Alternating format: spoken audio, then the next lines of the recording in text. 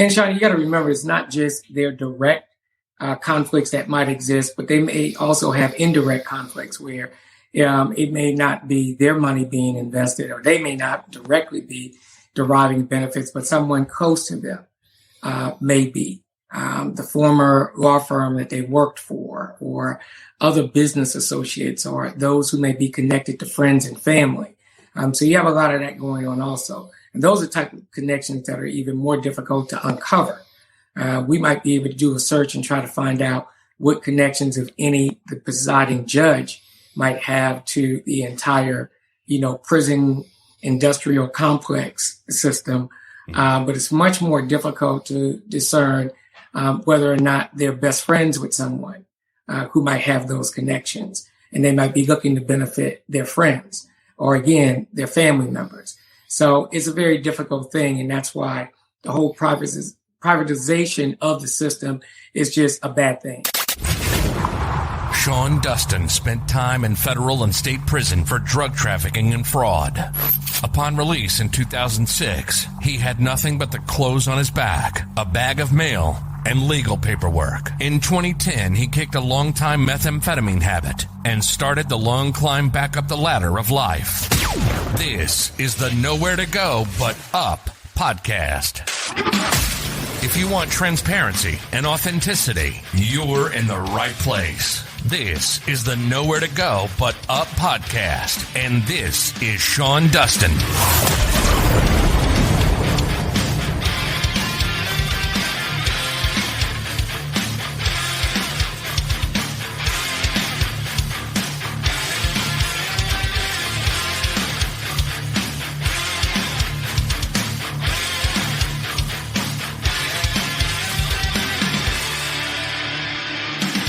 This is the Nowhere to Go But Up podcast, and I'm your host, Sean Dustin. Thanks for stopping by this evening. If it's your first time watching or listening, welcome. If you're returning, welcome back. It's good to have you with us this evening. If you are watching this and you like the software that I'm using, StreamYard, you can use my affiliate link, which is down in the description, and you'll get a $10 discount, and I'll get some dough too once you spend $25, and that'll help support the show. If you're watching on YouTube, do me a favor and hit that subscribe button in the corner. Thumbs the video up, please. That will definitely help. If you're on Facebook, do me a favor, share and like. If you're on the podcast platforms, which this will be airing tomorrow, Spotify, iTunes, any of the major platforms. Actually, I'm on all the platforms. Go ahead and subscribe there as well. That will help me with visibility across the platforms itself. If you want to support the show monetarily, you can do that as well. In the description, there are all the ways that you can support the show. On my link tree, you can follow that, and you can catch me in all of my social media. Follow me there. You can, tip the show, like I said, either through Cash App, PayPal, any of the sources that I have there. Feel free. And yeah, that's about it. Yesterday we had a good couple of interviews with Monica Perez from the Propaganda Report. And then we also talked to, Brian Carpenter, who was a former NFL player, used to play for the Washington Redskins, which I believe is now the Washington football team. So we had that going. That was a great conversation. And this evening, we have his attorney, Robert L. Jenkins Jr., who's a federal attorney, and he represented Robert. And so why don't we go ahead and bring Robert in, or represented Brian. Why don't we go ahead and bring Robert in? Hey, Robert, how you doing? I'm doing well. What about yourself? Not too bad. Not too bad. Got a little tongue-tied there. Not a problem. Not a problem. It happens. I would imagine, being an attorney, you're pretty familiar with having to talk to people and stuff like that during trials and all that stuff you have to do to be a good attorney, right? Yep, it's what I do every day of my life for the last 26 years. Yeah, so you're a federal attorney out of Washington, D.C. That's correct? That's correct. And you have a very, very extensive background. Like, I mean, your pedigree is top notch. Well, thank you. I appreciate that. Been at it for a while now. Okay. And one of the reasons that we decided that you're here is we share an acquaintance, or I don't know if it's an acquaintance to me. Okay. Allie. Oh yeah. The publicist. Wonderful. Yeah, she's really good. She hit me up, and the moment she said federal attorney, my ears went ding. I'm like, whoa. Because I was talking to my friend Holly, and she should be joining us this evening at some point. She's actually same deal. She did 3 years on a conspiracy charge, white collar crime, something that she didn't even have anything to do with, other than the fact that she worked there. That's right. And got caught up in it. And so that's a huge problem. And the conspiracy charge in itself is so broad. Yeah. And the first time that I ever had any, like when I went through my issue with the federal system, I mean, they had me dead to rights. I couldn't fight it. I couldn't do anything. Didn't have the money to do it. I just kind of had to accept it. But I mean, I did what they said. Right. But when I was fighting my case, and there was a bunch of other folks that were in there, and they were on ghost dope charges, where some guy got in trouble and decided to put their name in a hat to get some time off their sentence, and they didn't. They had moved on with their life and stopped, doing all that stuff, and had regular jobs. And, that was a period in time in their life where they made some bad choices, right? That's right. You see it all every day. You see it every day. People get caught up in the incentive for others to, come up with stories that the prosecutor wants to hear, the federal agents want to hear. You satisfy them. They have ways of doing things for you. So the system kind of feeds off of itself. And that's not investigative work. That's right. That's just hearsay. Yeah, for the most part it is. But, if they get more than one person to say it, you find yourself in a difficult situation where you don't have the resources to fight back, or you just don't have the evidence to prove your innocence. Now, of course, under our Constitution, we claim that you're innocent until proven guilty, and that you're not required to prove you're innocent, but instead the federal government is required to prove your guilt. But that's just a concept. That's a theory. In the real world, jurors and judges want to hear, if you didn't do what they said you did, then tell me what you did. Prove to me that you didn't do it. That's just the reality of the system that we live in. Yeah, that's horrible. That's like kind of everything that we're seeing in this world right now, or at least in our country, is what's up is down, what's left is right. Everything seems to be kind of inverted. What we're taught really isn't what it is. It's what's on the backside of it, where no one can see. Yeah. Well, look, the reality of the situation is that the vast majority of people who are eligible to serve on juries come into that courtroom predisposed to believe what the prosecutor is saying. They have this image that the prosecutor is a good guy, the defense attorney and the defendant wear the black hat. The defense attorney shouldn't be trusted. He's representing a bad person, and he's doing everything he can to just get that person, quote unquote, off. Jurors come into the box believing that the prosecutor and the law enforcement agents, or sworn law enforcement agents, wouldn't tell a lie. And they wouldn't be sponsoring witnesses and evidences if they didn't truly believe in the defendant's guilt. And they believe that the judge's role is to ensure that the conviction comes down. That's what average jurors believe. We see it every day when we go through the jury selection process, where we get to ask prospective jurors questions to kind of fret out any biases or preconceived notions they may have. And while this doesn't happen often, from time to time, we do have some that just flat out come out and tell you, look, the truth of the matter is I don't believe the defendant would be here if he hadn't done anything. He must have done something wrong. because he's seated here. And that's very unfortunate. The presumption of innocence doesn't really exist in an American courtroom. I believe it's just the opposite. From the beginning of the trial until the end of the trial, there's a heavy burden on the defendant to prove that he didn't do what the prosecutor claims that he did. Yeah, no, you're absolutely right. And I've heard that as well, from a state attorney, I think from New Mexico I had talked to, and he was a previously prosecutor. And he said the same thing, and I'll get into that. But we do have live comments here on this. So Thomas is somebody that I know in a couple of these groups, and he's been to prison as well for conspiracy to distribute 5 kilos or more of ghost dope. Holly is here joining us. And this is going to be my favorite interview, period. He's already spot on. And she works for the public defender's office. So she actually went and did 3 years in the federal system at a camp. And then she got out, and I believe she started working for, the lawyer that represented her. And then she ended up going into as a paralegal.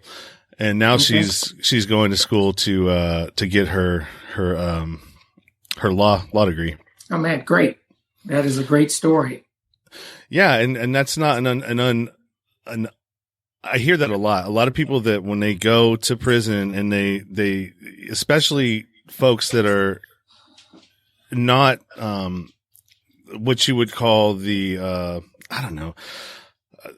Like they have means, you know what I mean? Right, it's like exactly. the white collar criminals and stuff like that, or where they got caught up in, they have the means and the support system out there to be able to, when they get out, be able to navigate their life and sort of get it back on track once they pick up the pieces, right? You know, and, so we got, Kevin Haynes. That's correct. I went to trial in the feds. Got another individual there that's been a part of this.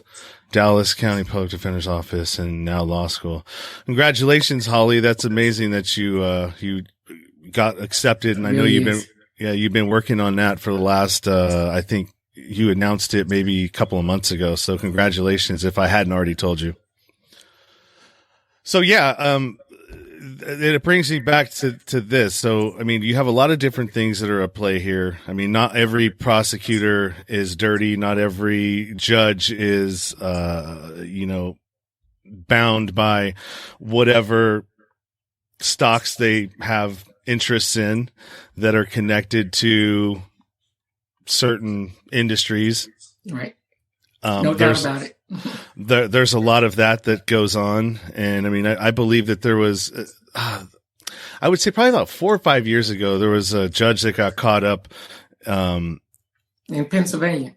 Yeah. We're sending the youth, the kids, right? The juveniles. Yeah. It was in Pennsylvania. And Sean, you got to remember, it's not just their direct conflicts that might exist, but they may also have indirect conflicts where it may not be their money being invested, or they may not directly be deriving benefits, but someone close to them may be. The former law firm that they worked for, or other business associates, or those who may be connected to friends and family. So you have a lot of that going on also. And those are type of connections that are even more difficult to uncover. We might be able to do a search and try to find out what connections, if any, the presiding judge might have to the entire, prison industrial complex system. But it's much more difficult to discern whether or not they're best friends with someone who might have those connections. And they might be looking to benefit their friends or, again, their family members. So it's a very difficult thing. And that's why the whole privatization of the system is just a bad thing. It builds in that incentive for someone to try to get rich off of the misery and, someone's liberty being deprived. And it really shouldn't be about that. No, it shouldn't. I mean, that's a conflict of interest of the worst kind. We got Kevin, you're innocent until proved innocent in the feds. Holly has a question. She wants to know about preponderance of evidence. Yeah, well, the preponderance of evidence standard is a lower evidentiary standard in our criminal justice system that should not apply to guilt or not guilty. It is, we have to quantify it in a numerical sense. As I tell many of my clients, think of preponderance of evidence as being 50 plus 1%. Whereas in our criminal justice system, at least by theory, beyond a reasonable doubt, if you have to quantify that in numbers, that we're striving for something much higher, 95% or better, many would say. But the reality is that oftentimes jurors get confused by these concepts. Jury instructions are incredibly complex, difficult for lawyers and judges, people who are involved in the system every day, to fully understand and appreciate. So when you bring 12 regular, ordinary citizens where this is not their language that they speak every day, and you read them these jury instructions to include the distinction between preponderance of the evidence versus beyond a reasonable doubt, they get confused. And the reality is, I believe most jurors just think, hey, which side do I think has done a better job in proving whatever side they're advocating? And they don't parse out the difference between a preponderance and a guilty beyond a reasonable doubt standard. Very difficult. Yeah, I would imagine it would be, especially, since a lot of the I don't know if this is true or not, but I was watching this, I think one of the women that used to work for Alex Jones, and I'm saying Alex Jones, everybody, not that I don't agree with everything that he says, but I mean, he's been pretty right on about a few things. But one of the women that used to work for him, she made a documentary. It's called Shadow World or Shadow, something Shadow, but it has to do with the compilation of data about everybody. Yeah. And when it comes to, picking juries, what they can do now is they can pick a jury before it actually even gets to you and you're selecting it at the court level. They can pick a jury that's going to give them the outcome that they want based on all the data that they have on these people that they've been getting from Google and every place else that, know what I mean? Because we're constantly being tracked and traced and data based. Pretty much. Yeah. And so basically what they were doing is, if they want an outcome of guilty, they'll stack that selection full of people that are going to, sway that way. And so when you actually get the jury to select, it's like, well, all right, all of them are going to go a certain way. So you don't really have a lot of choice. Yes. Well, things certainly has changed with respect to that from when I first started. When I first started, it was before the internet. So before, all of this massive amount of information we now have access to, and you're absolutely correct. And for well-heeled clients who really have the resources to devote to it, you can always bring in jury consultants. You can have focus groups. You can do mock trials before the real trial to see how things are going to play out in front of your selected or preferred jurors. So we are very much more advanced today than what we used to be. I know in my practice, we definitely take advantage of the information that's out there in social media. We research, review Facebook, Instagram, LinkedIn. We try to gather as much information as we can about prospective jurors to see their political leanings, their social views on particular issues that might resonate throughout our trial. And then they become our targets to try to get on the jury. So, this concept that the Constitution talks about a jury of your peers, and it should be just a cross-section of our society, at least today, that's not really true. And both sides are doing it. The prosecutor is doing it. The defense is doing it. It becomes unbalanced when, the prosecutor has ample resources to devote to something like this, but a lot of defendants simply don't. The vast majority of people being prosecuted for offenses in this country, serious as well as petty offenses, are poor, are people who can't afford good, competent legal representation. And even if they can afford the lawyer, they can't afford all the extra pieces that the lawyer might need in order to really do a thorough job.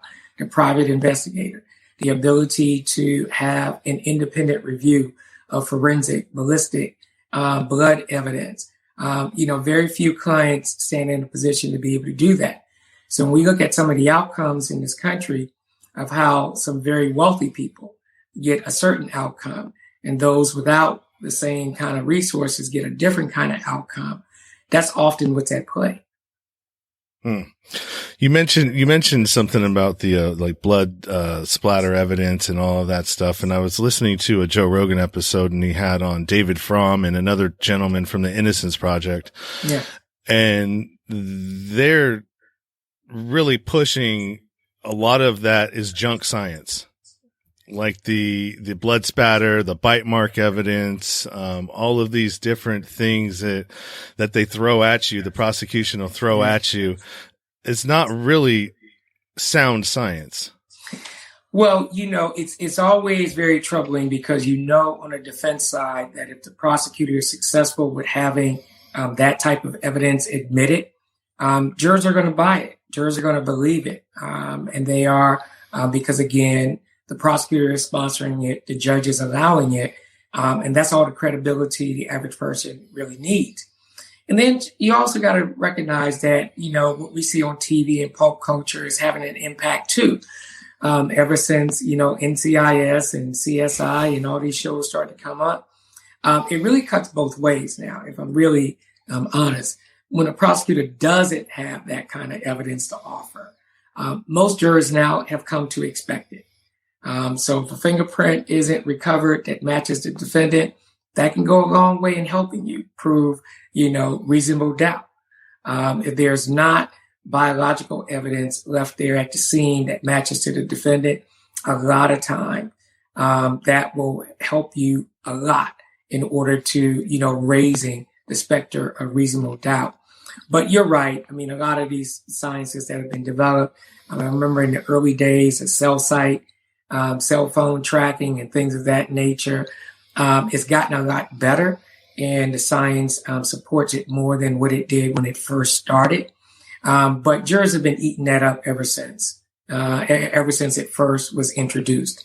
They're just inclined to believe it if the judge lets it in. Yeah, that definitely is a problem, I would say. That's my dog. Hey, shh. Dad's trying to record. Holly had a question down here. She says, knowing the Fed conviction percentage, what would you tell a client facing a sentence and being offered a plea?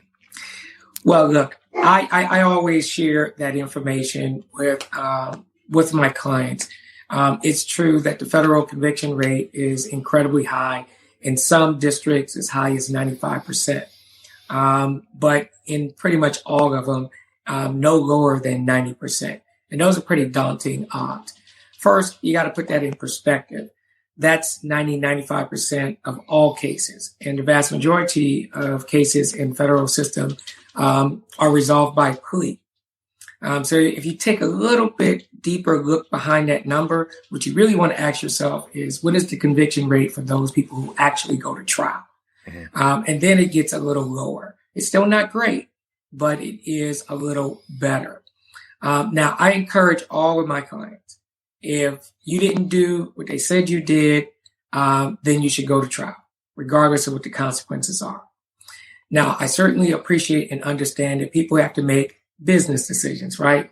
You have to decide whether or not, taking the chance of being taken away from your family, going to prison for a very lengthy period of time, or being able to accept what the facts appear to be and mitigate the impact on yourself and your family, and maybe take a plea of convenience. It's unethical for me to encourage you to do that, but I certainly recognize that it does happen. So my advice to all of my clients is, if you didn't do it, let's go to trial. Now, as a consequence of that, I have percentage wise, I probably go to trial more often than most of my colleagues. Many of my clients seek me out for that reason. I inherit a lot of cases from lawyers who the client becomes frustrated with because they, for whatever reason, believe the lawyer isn't prepared to go to trial. And that's what they want to do. So I think a disproportionate number of my clients actually go to trial. Yeah, that was one of the things that the attorney I was talking to prior was saying. He's like, there's a couple of different things at play. You know, a lot of it is the culture within the office itself, the culture of winning and, you know, win it all means. And it really doesn't matter how you attain that win. And then also too, that there are some, client, cause I experienced this. When I knew that there was some stipulations, you know, they have to test the drugs. They had to do all these things. I knew that there was a backlog. And if I didn't waive my rights to a speedy trial, then, you know, 60 days they wouldn't be able to do it within the 60 days. And then they'd have to throw the case out. And I actually caught my public defender working with the prosecutor to extend that. And, you know, we went to court and said, we're going to have to, you know, go another week. And I was like, I don't agree to this. No. Right. And they didn't care one bit about what I had to say about it. Yeah. They went and did it anyways. And so I brought that up to him and he goes, well, you know, also too, that there is not every attorney is capable of going to trial. Right. You know, we're not all the same. I mean, it's no different from any other profession, right? You have good ones, you have bad ones, you have aggressive defense attorneys, and you have not so aggressive defense attorneys. Oftentimes, I tell clients, particularly if they're already represented by counsel, I often will, you know, during my initial consultation, try to get a sense as to what is their objective. Are you looking for just a better plea deal, or are you set to go to trial?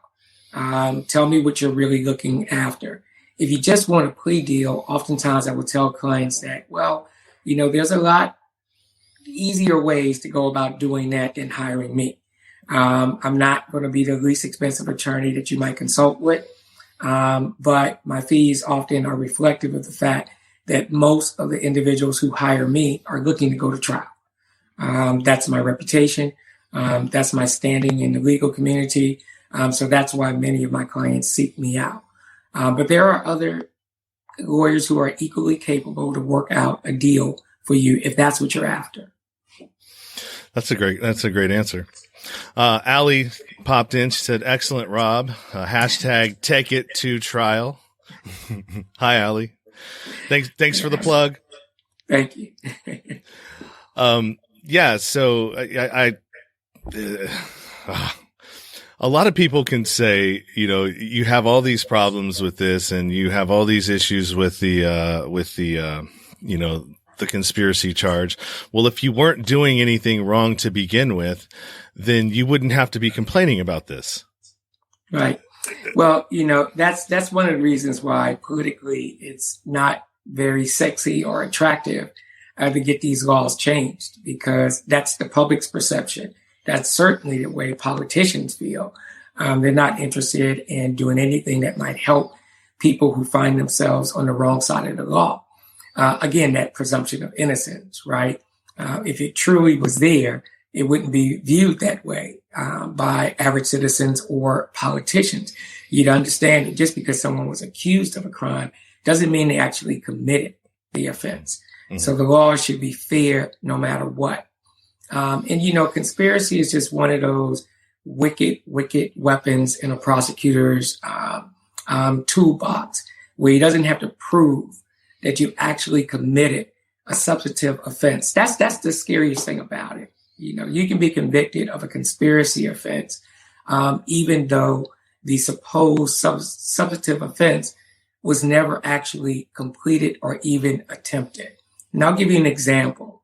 You know, if you and I sat down and we talked about robbing a bank and we came up with a plan on how we were going to do it, and let's say that plan included you and I going out and acquiring some ski masks. The time we leave to go to the store to buy the ski mask, if we're arrested at that moment in time, we're miles away from the bank. We haven't even looked at what bank we're going to rob. We could be tried and convicted of conspiracy to commit bank robbery. And all we did was talk about it. But if you take one step toward furthering it, that's it. That's enough.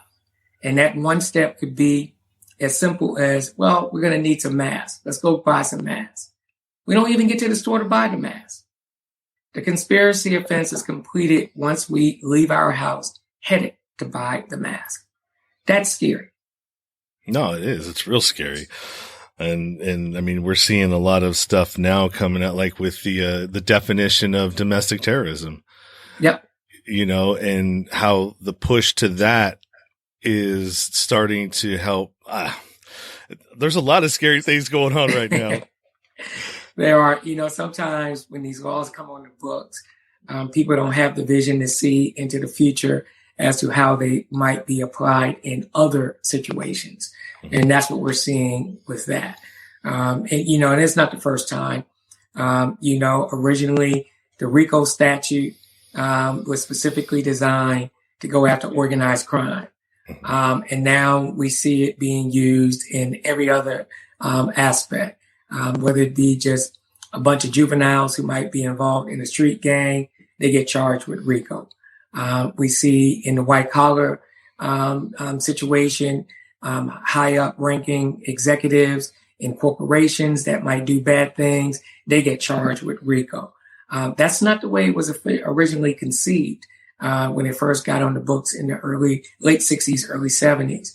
But now we've seen it expanded into other areas. So it does happen from time to time. What is your percentage of trials won in the federal system? I've never kept a record like that.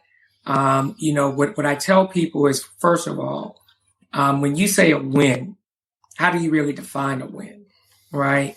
So when I have a client who comes with me and he's facing a series of charges, an indictment with 8 or 9 serious felonies, where if convicted, he's going to be looking at a mandatory life sentence.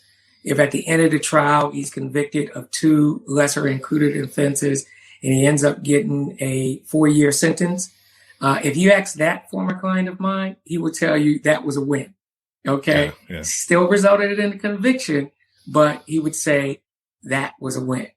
This is a real case I had. I had a client charged with a homicide as well as a firearm violation. He was acquitted of the first-degree murder, which carried mandatory life, but he was convicted of the firearm offense. It was a 3-year offense. He considered that a victory. Sometimes a plea resolution can also be interpreted as a victory for the same reason. If you go through all the pretrial motions and the pretrial steps, and you really get the prosecutor to see the weakness of their case, or the judge to appreciate the weakness of the case, and at the end of the day, you extract a plea that the client who was looking at 20 years now walks away with a deal for 18 months, he probably would interpret that as a win also. Great answer. Good comeback. And I didn't mean to put you on the spot. No problem. No problem. It really is. I mean, I didn't even think about it that way. Yeah. Well, I get asked the question a lot, what's your, especially during initial consultations. I said, well, that's difficult to say. Now, when you say a win, tell me what you mean by a win. If you mean just a straight acquittal, then again, now we got to talk about what kind of cases we're talking about. All right. Are we talking about homicide cases? Are we talking about drug offenses? Are we talking about, white collar crime cases? Because the experience is going to be different. So let's talk about your particular situation. Then I'll be able to give you a more detailed answer. That's what I normally tell clients. Yeah. When I was going through mine, the whole experience from the beginning to the end seemed like one giant indirect coercion. Yeah. Well, there's a lot of pressure, and it starts from the time that you're arrested. That kind of subtle pressure that's placed on you. it starts with your bond consideration. Statistically, prosecutors know this, judges know this, and certainly cops know this, that if a defendant is held pre-trial in jail, the likelihood that that person is going to plead guilty skyrockets. And it's because they're being denied their liberty, they've lost their employment, they're cut off from their family, they can't provide for their children, and all they have is 24 hours a day to think about what the future is going to look like if they are convicted and if they receive a very long sentence. My clients who are able to be released on bond, that same pressure is not there, at least not to the same level. They're able to go on at least with some semblance of their ordinary life. They're not really, quote unquote, feeling it yet. And they're more likely to go to trial, to not waive their rights, and to stand strong and go to trial. So because prosecutors and cops and judges all know this, they know that the starting ground to start putting pressure on the defendant is to have them held without bond. Mm-hmm. Also, too, I noticed this a lot, too, when I talk to different people, is stacking charges. Yeah. To bump up your bail. Yeah. You know, no doubt about it. Prosecutors know that at the state level, especially in the federal level. We have certain cases that are called presumptive cases, where judges are instructed by the law that if you're charged with a certain offense under particular considerations, they are to presume that there are no conditions of bond that would be appropriate. So that places the power in the prosecutor's hand. He knows that if he charges you with this particular offense, that the likelihood that you will get out on bond is certainly reduced. And he also knows that if you're held without bond, the likelihood that you're going to ultimately cave and plead guilty also goes up. Mm. So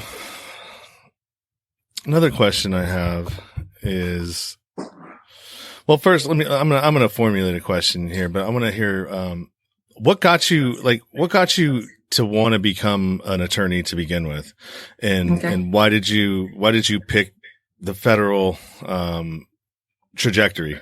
Well, for as long as I could remember, it's always been a career goal of mine, going way back to when I was a kid, growing up in Charleston, South Carolina. I didn't grow up with much. Didn't grow up in a rich family, a middle income family. I grew up in a poor family. Most of my childhood was spent growing up in public housing, and all the bad things that go along with that, and growing up in an impoverished neighborhood. A lot of crime, a lot of interactions with police officers in my neighborhood and things like that. And a lot of family members who found themselves on the wrong side of the law. I saw a lot of abuses growing up as a child on how they were being treated, how our community was being policed. And I wanted to, and I was attracted to doing something that could be of assistance to people like that, people from my own community.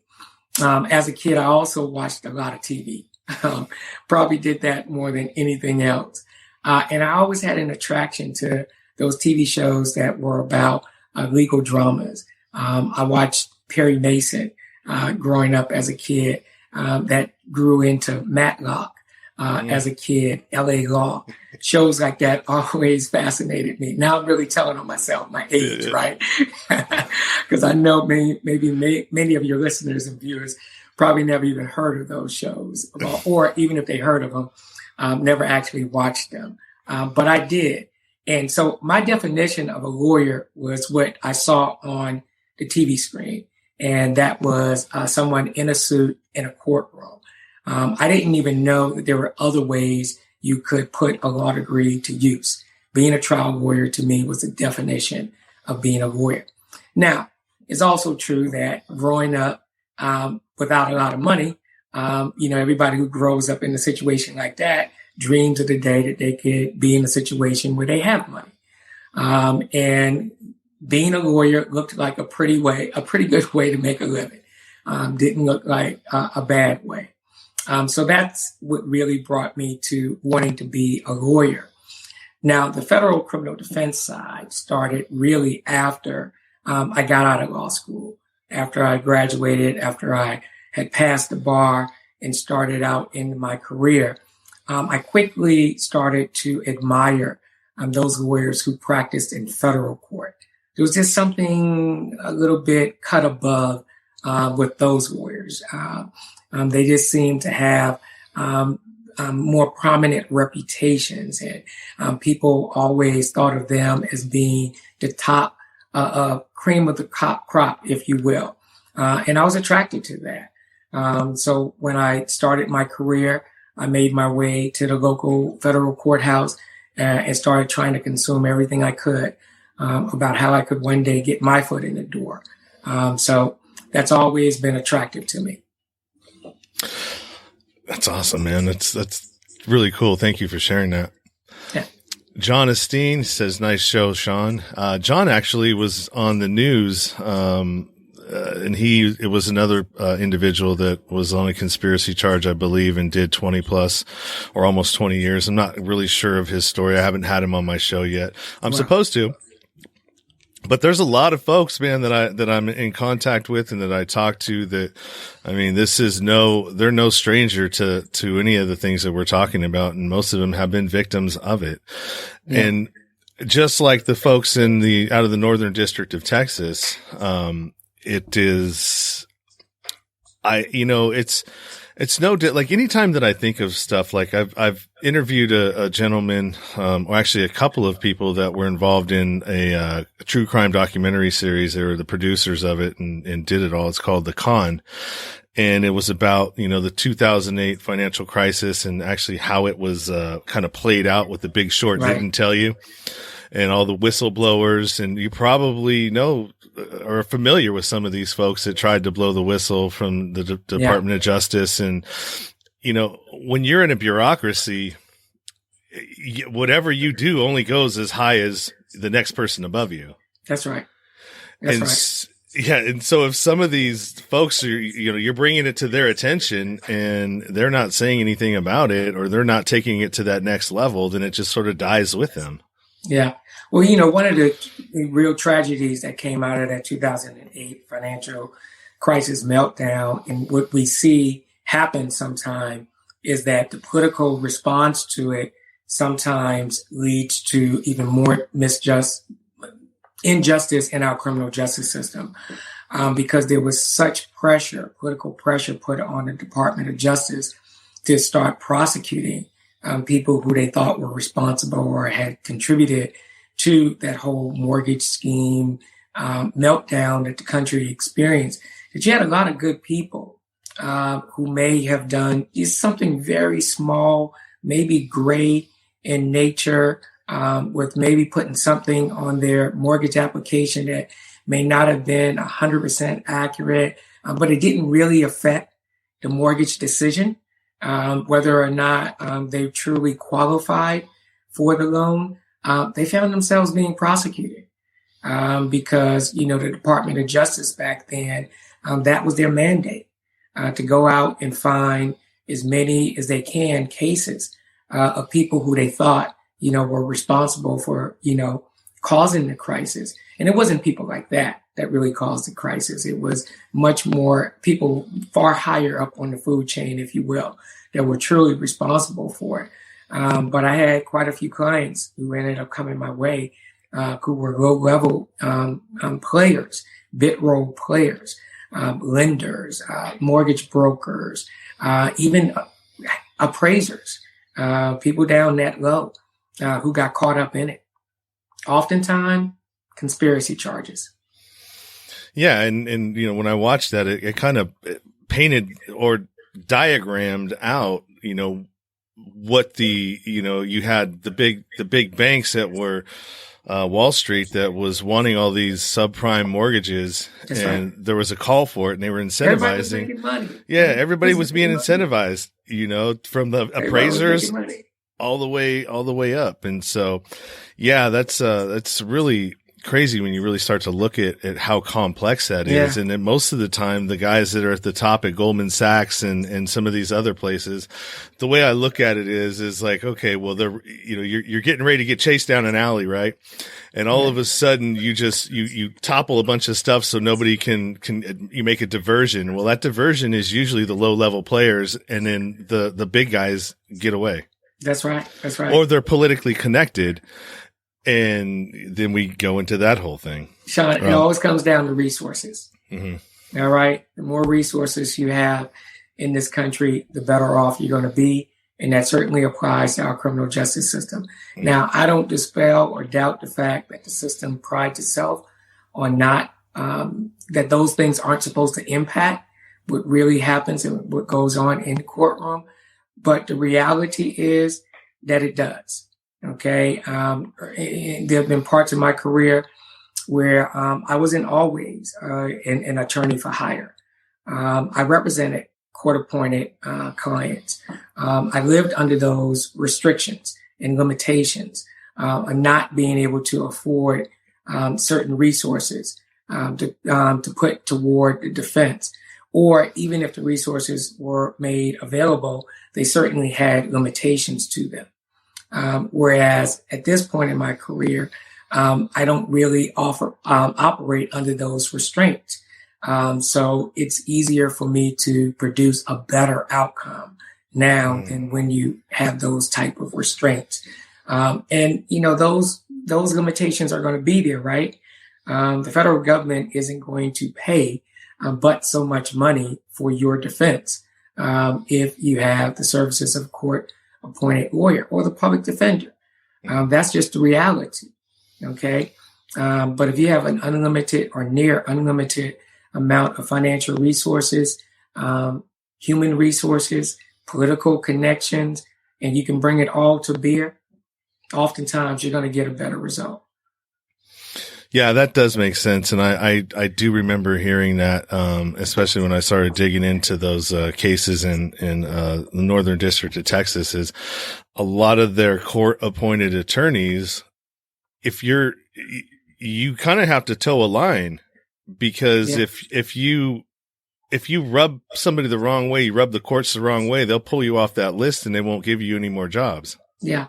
And, and unfortunately, we have some lawyers who are on the Criminal Justice Act panel list that you refer to, that's their livelihood. And you can't, frown upon them doing things to protect their own livelihood. It makes sense. In the DC area, knowing what the average, retained counsel would charge for particular cases, comparing that to what the current CJA rate is, court-appointed rate is in the District of Columbia, it's about 15 to 20% of what a privately retained lawyer on average would command for the same case. And that's just for his services. Again, that does not include all the other extras that he's going to need to really do a good job for you. That doesn't include the private investigator and other experts that might be needed. So it's difficult to produce the same brand of justice when you're operating under those limitations. Sounds really messy. Well, it is. It is. So, oh man, I had a question on my mind. It just slipped me. Oh, there it was. Here it goes. So you're about to become really busy here once all the dust settles from these PPE loans and everything else that were rolled out, and the paycheck protection. I don't know what the E was. Paycheck protection program. In fact, I have a case right now in the Eastern District of Virginia that came out of both of those situations. Alleged fraud, wire fraud in connection with the federal government giving out contracts for vendors to supply personal protective equipment to the federal government so it could be distributed around the country. Much of it was done in a very haste manner, and the normal due diligence was not applied. And as a consequence, now we're seeing a lot of cases flow through the system right now. Got my first one about 6 months ago. And the same thing with the payroll protection program. We've got that going on too. Again, it was rushed through. The normal due diligence was not exercised. And what we're seeing right now is a lot of people who got some of those loans maybe didn't precisely qualify under the criteria. A lot of people rushed to apply, thinking that the loans would automatically be forgiven, which is not true. The loans are eligible for forgiveness. And a lot of people don't understand that they are subject to an audit that can come at any point in time within the next 3 years. So just because you got the loan today and no one has contacted you about whether or not you truly qualify, that doesn't mean within the next 3 years you won't be contacted by an auditor who wants to go over your books and assure that you actually did properly qualify. So we're going to be dealing with this for years to come. Man. Whew, glad I didn't go for one of those. Yeah. Yeah. But I mean, the one that I have was reported on in our local news. The alleged amount of the fraud was $36.4 million. Wow. Yeah. That's a lot of money. It's a lot of money. So we're at about, where are we? About 50 minutes now. Where do you, like, how do you have any idea or any thoughts on how we can fix any of this, like the criminal justice reform? I mean, we've got the 94 crime bill that was enacted and that which actually, President Biden's role. Yeah. Well, yeah. I mean, he was the one that authored it, but Bill Clinton's the one that actually passed it. That's right. So, I mean, you can say whatever you want. And I have my own thoughts about how all this stuff shook out, and they all kind of coincided and worked together with the privatization of prisons. Well, remember, it was supported by the Congressional Black Caucus. I mean, they were all on board too. So, there's a lot of blame to go around. How do you fix it? Mm-hmm. I always remind people that, politicians respond to the will of the people. And whether that is rich people or just, a number of people. But the point is that they take their lead from the people who put them in office. And I'll let you define who that is. Mm-hmm. And so they can be had, they can be impacted. If we don't like the job that they're doing, then we've got to use our power at the ballot box to get some new folks in there. And I know a lot of people will say, well, that can't happen because it's all about money or it's all about special interests and whatnot. I would say if you look at 2008, I think that proves differently when Barack Obama was elected. I certainly believe November the 3rd of 2020 proved otherwise too. Who would have thought that Georgia would have turned out the way it did? Who would have thought that the election would have played out the way it did? Not just that the result was what it was, but how it played out. Some traditional red states, solid red states, turned blue because people came out and let their will be known. And we've got to do the same thing. This notion that anything that helps people who are accused of committing crimes is automatically a bad thing. We've got to get rid of that. I know a lot of people are down on the Trump administration, and I'm no defender of the Trump administration. But I tell you, whether it was because he was motivated, because he had so many friends of his who found themselves being prosecuted, the Trump administration did some pretty favorable things to help improve the criminal justice system. The CARES Act, compassionate release. Those were things that came out of his administration. Now, again, what his motivation was, I won't speculate about that. But it shows that politicians can be had. You got to use your power, your voice to get to them, to make the changes that we all need. Are you familiar with Amy Can Do? I'm not. Can do clemency. Okay. Yeah, she's. I've had her on my show, and she helped get a lot of people out on the CARES Act and get it through clemency and all that other stuff. How do we? A lot of the problems that I see, or that I feel like we're going through, are a direct result of qualified immunity. And if you're not held accountable to upholding a certain standard of behavior, from prosecutorial misconduct to, all of the other stuff that goes along, even with the judges to the police officers that get you in there.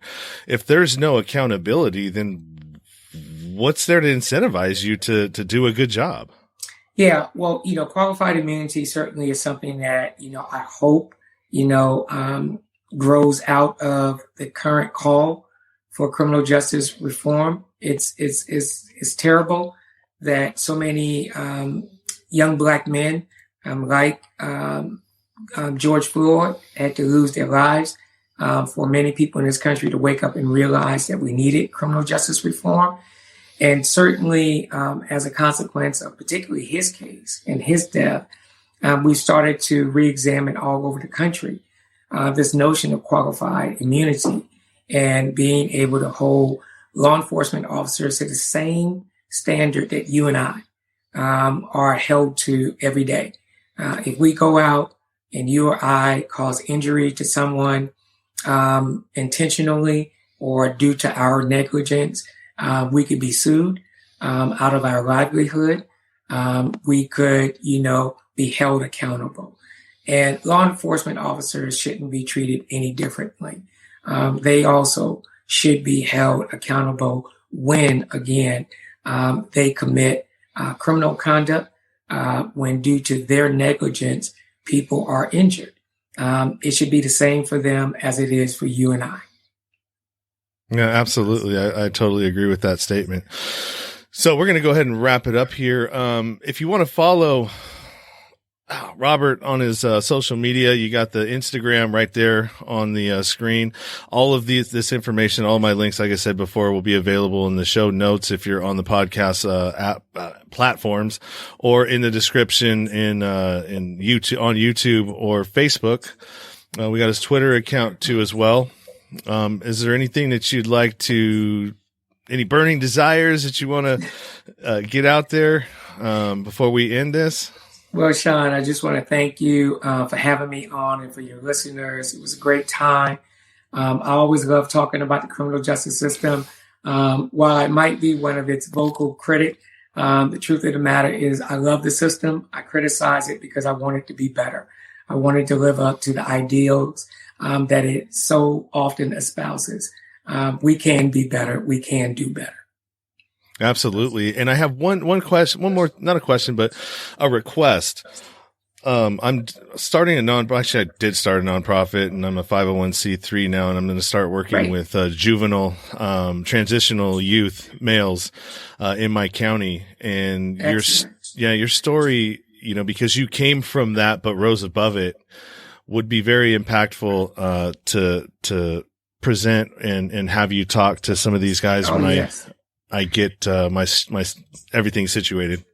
I would love to do it. I try to do that type of outreach and mentoring every opportunity I get, because there were many who touched my life early on and assured that I would take the path that I took and wouldn't get gobbled up by the system. So if I can pay it back in any way, shape, or form, please don't hesitate to reach out. Thank you, and I appreciate it. So we're going to go ahead and close this out with the outro. Go ahead and I'm going to pull us out, and I'm going to talk to you real quick on the bottom. Right. Everybody, thank you for stopping by and checking out the show. I appreciate it. We got one more tomorrow evening at 6 p.m. Morgan Dene, and she is a trauma specialist. She'll be on tomorrow at 6 p.m. So until then, thank you for listening. Thank you for stopping by. And I hope you have a great evening. You've been listening to the Nowhere to Go But Up podcast. Sean is a single dad, a union blue-collar guy, and he spent time in federal and state prison for drug trafficking and fraud. When he was released from prison in 2006, all he had was the clothes on his back, a bag of mail, and some paperwork. Since then, he's turned his life around and shares the struggles and successes on this podcast. We hope you enjoyed the show, and we hope you were moved. To connect to the show, book a guest spot. For merch, Patreon, PayPal, and social media links, go to linktr.ee/nowhere to go but up. On Instagram at Nowhere to Go But Up Now. On Twitter at But Up Now. On the YouTube channel at Nowhere to Go But Up Podcast. See you next time.